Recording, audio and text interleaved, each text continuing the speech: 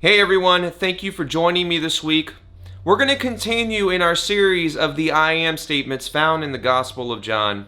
If you recall, a couple weeks ago, we discussed John chapter 10, where Jesus says, I am the door. He who enters through me will be saved, and he will go in and out and find pasture. If you continue reading in that passage, you will find the next I am statement. Jesus says, the thief comes only to steal, kill, and destroy. I came that they may have life and have it abundantly. I am the good shepherd. The good shepherd lays down his life for the sheep. He continues on in that passage and talks about a hired hand. When trouble comes, the hired hand flees because the sheep doesn't belong to the hired hand. And a wolf comes and snatches up the sheep.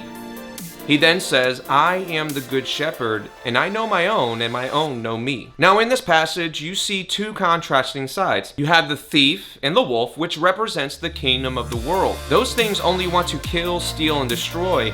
They're parasitic in their nature. They don't give, they only take. They do not care about the well-being of the sheep.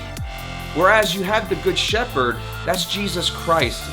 And Jesus Christ died on the cross. He made the ultimate sacrifice to give life, not to take it. Now in our lives, we are the sheep and we have two voices to listen to.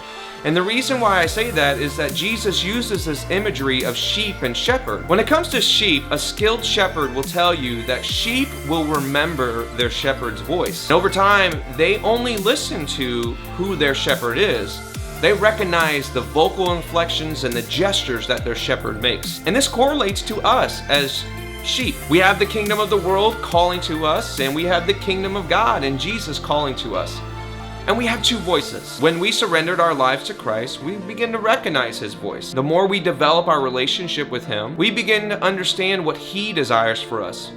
We know what the Spirit is leading us towards, and we also know what the voice of the world is. Now we have two choices to make.